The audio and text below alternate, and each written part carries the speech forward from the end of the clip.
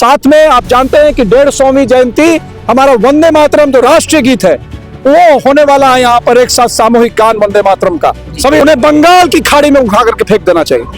मैं बोल रहा हूँ, आह्वान कर रहा हूँ। मौलाना नहीं बोले। मौलाना अगर इस देश में रहना है तो वंदे मातरम कहना है। देश में रहने वाला खाएंगे यहाँ, रहेंगे यहाँ, काम करेंगे यहाँ, पैसा यहाँ से मिलेगा, बाल बच्चे यहाँ होंगे, सुख सुविधा यहाँ मिलेगा, और गुणगान क्या करेंगे?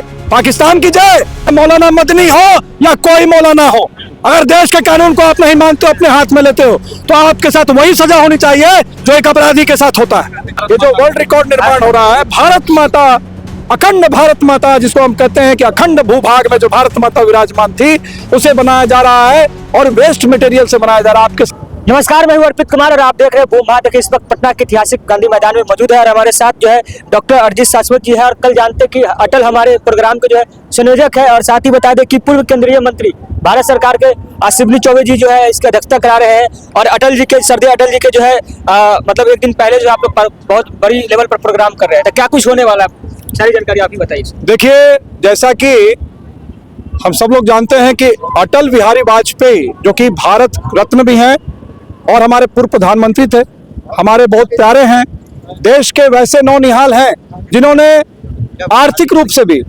और भारत को सशक्त करने के लिए परमाणु रूप से भी सशक्त करने का कार्य किया था। देश को यश देने का काम उन्होंने जो किया, आज हमारे प्रधानमंत्री श्री नरेंद्र भाई मोदी जी उसे आगे बढ़ाने का काम कर रहे हैं, विश्वव्यापी बनाने का काम कर रहे हैं। वैसे अटल जी के 100वीं जन्म जयंती शताब्दी वर्ष का समापन कार्यक्रम कल इसी गांधी मैदान में यहाँ पर हो रहा है, और गांधी मैदान में यहाँ पर हजारों की संख्या में अटल भारत दौड़ में भाग लेंगे हमारे युवा साथी, युवा पीढ़ी। और मुकाम क्या रहेगा? मुहिम हमारा है कि कैसे भारत की एकात्मता, अखंडता और एकता बरकरार रहे, उसके लिए हम लोग दौड़ने वाले हैं। और दूसरी बात कि हम जानते हैं कि मदन मोहन मालवीय जी जिन्होंने यहाँ बनारस हिंदू यूनिवर्सिटी का उन्होंने शुभारंभ किया था, स्थापना किया था, वैसे महान विभूति उनका भारत रत्न उनका जो है कल 164वां जन्म जयंती 25 तारीख को उनका है। और साथ में आप जानते हैं कि 150वीं जयंती हमारा वंदे मातरम जो राष्ट्रीय गीत है वो होने वाला है यहाँ पर एक साथ सामूहिक गान वंदे मातरम का। सभी लोग मिलकर के पूर्ण वंदे मातरम, अपूर्ण वंदे मातरम नहीं, पूरा वंदे मातरम हम लोग एक साथ करेंगे। और नौनिहाल जो हमारे स्कूली बच्चे, जितने छात्र छात्राएं, विद्यार्थी स्कूल कॉलेज के आने वाले हैं, उन सभी लोगों को यहाँ प्रतियोगिता करने का मौका मिल रहा है। वो देश पर 21वीं सदी का भारत विश्व गुरु होगा, तो उनका ये जो थीम पर प्रतियोगिता होने वाला है, जिसमें कि महापुरुषों का पेंटिंग बनाया जाएगा, स्पीच होगा, भाषण होगा, कविता पाठ होगा, नृत्य होगा, उसके बाद आपका मनमोहक जो है उन लोगों का गायन होगा, वादन होगा, क्विज प्रतियोगिता होगा, ये सारा कुछ कल होने वाला है। लेकिन विशेष आकर्षण जो है एक और है, यहाँ पर एक वर्ल्ड रिकॉर्ड निर्माण हो रहा है। ये जो वर्ल्ड रिकॉर्ड निर्माण हो रहा है, भारत माता, अखंड भारत माता जिसको हम कहते हैं कि अखंड भूभाग में जो भारत माता विराजमान थी, उसे बनाया जा रहा है और वेस्ट मटेरियल से बनाया जा रहा है। आपके सामने सारा वेस्ट मटेरियल, ये ना कहे कोई कि ऐसे ही रंग का लिपा पोता हो रहा है, जी नहीं, वेस्ट मटेरियल से बना रहा है। हमारे अनिल जी की टीम है भागलपुर की, पहले भी 4 वर्ल्ड रिकॉर्ड बनाया है, मेरा ये 12वां वर्ल्ड रिकॉर्ड हो जाएगा। बिहार के लिए गौरव की बात है। और इसमें हमारे ऐसे महापुरुषों का जो छाया चित्र है वो अंकित किया जा रहा है, ताकि जो नौनिहाल यहाँ पर आए, जो युवा पीढ़ी यहाँ पर आए, वो यहाँ से प्रेरणा लेकर के जाए अपने घर पर। वंदे मातरम पर जो है कुछ लोग जो है कहते हैं कि हम नहीं बोलेंगे, वही दूसरी तरफ जो है पूर्ण वंदे मातरम करवाने जा रहे हैं। बिल्कुल, इससे कहीं उनको दिक्कत भी हो सकता है। क्या इस देश में रहने वाला व्यक्ति राष्ट्रीय गीत को नहीं मानेगा? ये राष्ट्रीय गीत आपने बनाया है क्या? मैंने बनाया है क्या? जो लोग इस प्रकार की बात करते हैं उन्हें बंगाल की खाड़ी में उठा करके फेंक देना चाहिए।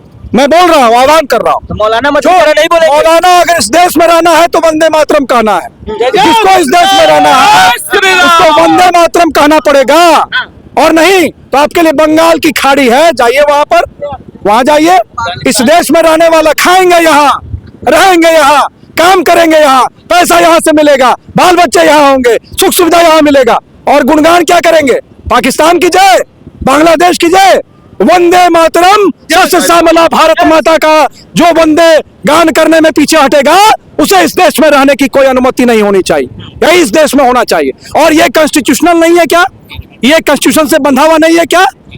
ये राष्ट्रीय गीत इस देश के कॉन्स्टिट्यूशन ने बनाया है तो वो राष्ट्रीय गीत है, बंकिम चंद्र चटर्जी ने लिखा था। जिस प्रकार हमारे संविधान ने जिसे पावर दिया है, और जो संविधान नहीं मानते इस देश के अंदर में, उनके साथ क्या होना चाहिए? ये आपके लिए नियम अलग बनेगा क्या? मेरे लिए नियम अलग, आपके लिए नियम अलग? ये कोई मौलाना नहीं, कुछ होंगे लोग ऐसे, लेकिन मैं तो देखा हूं कई मुसलमान हमारे मित्र हैं, वो वंदे मातरम बोलने में उन्हें कोई परहेज नहीं होता। सर मौलाना मदनी कहते हैं कि मरा हुआ कौम सो जाएगा अगर वंदे मातरम बोलेंगे तो। क्या होगा? मरा हुआ कौम हो जाएगा। मरा हुआ कौम हो जाएगा। उन्हें कौम इजाजत नहीं देता है वंदे मातरम। उनके कौम इजाजत बहुत चीज के लिए नहीं देते, हलाला के लिए इजाजत देता है उनका कौम। वो क्या सिखाएंगे? वो गलत बातों को सिखा रहे हैं, अपने समाज को गलत डायरेक्शन में ले जा रहे हैं, और वो बात करेंगे। निश्चित तौर पर इस देश के कानून को नहीं मानने वाले लोगों को हम लोग उखाड़ करके फेंकेंगे, चाहे मौलाना मदनी हो या कोई मौलाना हो। अगर देश के कानून को आप नहीं मानते हो, अपने हाथ में लेते हो, तो आपके साथ वही सजा होनी चाहिए जो एक अपराधी के साथ होता है। यही मैं आपको कहना चाहता हूँ, लेकिन मैं आप विषय को मुझे भटकाइए मत भाई साहब। उसी विषय पर हम कैसे मौलाना बहुत आएंगे और जाएंगे, राष्ट्रभक्तों की कमी नहीं है इस देश के अंदर में, और राष्ट्रभक्ति का कार्यक्रम है, इसीलिए वंदे मातरम का कार्यक्रम हो रहा है। हमारे भारत रत्न 3 जयप्रकाश नारायण, जिन्होंने आजादी की लड़ाई के बाद जयप्रकाश आंदोलन युवाओं के लिए छेड़ा था पूरे देश में, और उसके बाद जो कांग्रेस की सरकार ने हमारे ऊपर इमरजेंसी लगा था, उसका भी विरोध का 50वां वर्ष है, उसको भी हम लोगों ने डेडिकेट किया है, और आज उनका भी, जेपी का भी यहाँ पर तस्वीर बनाने का काम किया। तो लोकतंत्र के जो प्रहरी हैं, हमारे जैसे युवा साथी, ये सब लोग लोकतंत्र की प्रहरी बन करके इस देश के लोकतंत्र को बचाने के लिए, इस देश के संविधान को बचाने के लिए, एक सूत्र में बंधने के लिए कल यहाँ पर प्रेरणा भी लेंगे, और आह्वान को हम लोग एक साथ मिलकर के संकल्प भी लेंगे। सर ऐतिहासिक जो है, आप लोग इस पल को ऐतिहासिक बनाएंगे, हमको लगता है। कौन कौन लोग आ रहे हैं? निश्चित तौर पर यहाँ पर बिहार में सभी प्रकार के लोग आमंत्रित किए गए हैं, राजनीतिक, गैर राजनीतिक, सामाजिक, शैक्षणिक क्षेत्र से सभी लोग आने वाले हैं। इसका जो शुभ उद्घाटन होने वाला, जो हमारे आप कह सकते हैं मेंटोर हैं, वो स्वयं गवर्नर महोदय हैं, हमारे राज्यपाल महोदय हैं, हमारे पिताश्री अध्यक्षता कर रहे हैं। इस पूरे कार्यक्रम का जो चिंतन है उन्होंने किया है। मैं संयोजक के रूप में आपके सामने खड़ा हूँ, एक छोटे से गिलहरी की भूमिका में। हमारे तमाम सह संयोजक नागेश हैं, रजनीश हैं, ऐसे कई संयोजक हमारे हैं जो कि इस कार्यक्रम में अपनी महती भूमिका दे रहे हैं। छोटा छोटा काम कर रहे हैं, लेकिन बड़ा काम कर रहे हैं। और मैं बता दूं कि यहाँ के कई मंत्री, यहाँ के दोनों हमारे डिप्टी सीएम, हमारे विधानसभा के जो अध्यक्ष, माननीय अध्यक्ष हैं, वो मुख्य रूप से मुख्य अतिथि के रूप में यहाँ पर आ रहे हैं। तो हमारे यहाँ के जो सांसद हैं रविशंकर प्रसाद जी, हमारे यहाँ के स्पोर्ट्स मिनिस्टर श्रेयसी सिंह हैं, हमारे यहाँ के जो आर्ट एंड कल्चर मिनिस्टर हैं, पर्यटन मंत्री हैं श्री आनंद जी, वो आ रहे हैं। तो इस प्रकार से कई एक मंत्रीगण भी आ रहे हैं, कई विधायकगण रहेंगे, हमारे तमाम यहाँ के कई कवि हैं, कई साहित्यकार हैं, सभी लोग आ रहे हैं, कई संगठन के लोग यहाँ पे आ रहे हैं, कई सामाजिक संगठन के लोग यहाँ पे आ रहे हैं, कई वैचारिक संगठनों के लोग यहाँ पर आ रहे हैं। तो कल एक अद्भुत मनोरम दृश्य आपको देखने को मिलेगा। सर जाते जाते एक और सवाल है सर कि बांग्लादेश का जो है अभी मुद्दा फिलहाल चल रहा है, तो सर बांग्लादेश के लेकर जो है लोग कह रहे हैं कि केंद्र में मोदी सरकार है और मोदी जी कुछ एक्शन नहीं ले रहे हैं, तो क्या कब एक्शन लीजिएगा? क्योंकि हिंदू को जलाया जा रहा है, मारा जा रहा है, मोबिलिटी। आपको जानकारी का अभाव है, मैं आपका पूरा जानकारी कर दे रहा हूँ। जिस प्रकार से हमारे भाई दास का वहां पर निशंस हत्या किया गया है, जिस प्रकार से उसकी हत्या की गई है जला करके, मैं आपको बता देना चाहता हूं कि पूरा भारतवर्ष ही नहीं, जहां भी सनातन धर्म के लोग हैं, हिंदू समाज के लोग हैं, वो द्वेलित हो रहे हैं। और बांग्लादेश का जन्म तो भारत से ही हुआ है। भारत से जन्म लेने वाला उसका बेटा ही हो सकता है, उसका बच्चा ही हो सकता है। ये माँ भारती का तुम पुत्र ही कहलाओगे। सर इंसानियत कहाँ है सर? लेकिन जिस प्रकार से तुमने इस प्रकार का गंदा काम किया है, उसकी सजा भी तुम्हें मिलनी चाहिए। भारत इसका विरोध करता है। भारत के प्रधानमंत्री निश्चित तौर पर यूनाइटेड नेशन में भी इसकी बात को रखे हैं, मानवाधिकार में भी इसकी बात को रखा गया है। लेकिन बांग्लादेश हमारा देश नहीं।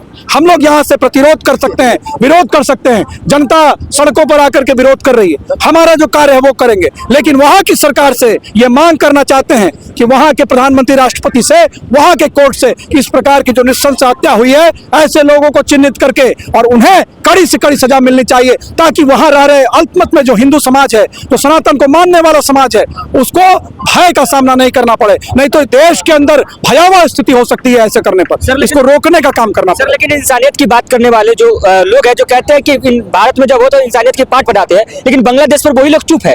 इसको क्या कैसे देखते हैं? भारत में कौन चुप है? भारत में विपक्ष चुप है, इस पर कुछ बोल नहीं रहे। भारत में कुछ होता है तो कहते हैं इंसानियत की पाठ। ये ना सत्ता की बात है, ना विपक्ष की बात है, ये इंसानियत की बात है, ये मानवता की बात है। और जहां मानवता की बात आ जाए, वहां सबको एकजुट रहना चाहिए। मुझे लगता है कि निश्चित तौर पर उन्हें भी जवाब देना पड़ेगा। जनता के सामने सबको जाना पड़ता है। अभी जनता के सामने जाना पड़ेगा तो आपको जवाब भी देना पड़ेगा। ये प्रश्न आप उनसे कीजिए। हम लोग ना अभी सत्ता में ना विपक्ष की बात कर रहे हैं, हम लोग तो राष्ट्र प्रेमी हैं, राष्ट्र धरोहर है, और हम लोग जो है युवा सभी साथी एक साथ मिलकर के इस राष्ट्र बंधन, राष्ट्र चिंतन, राष्ट्र मनन में अपना समय देने वाले हैं। ऐसा ही काम अभी करना है। लेकिन कल वाला प्रोग्राम में कुछ लोग कहेंगे कि आपकी राजनीतिक महत्वाकांक्षा है इसलिए करवा रहे हैं प्रोग्राम। मैं राजनीतिक व्यक्ति हूँ, इसमें क्या दोष है? तो कहाँ कोई राजनीतिक व्यक्ति आकर के कोई सामाजिक कार्यक्रम कराना नहीं चाहिए क्या? मैं राजनीति कर रहा हूँ, इसका मतलब क्या है? मैं अच्छी राजनीति नहीं करूं? मैं वही राजनीति करूं जिससे किसी का अनिष्ट हो। मैं राष्ट्र भक्ति का राजनीति करता हूं।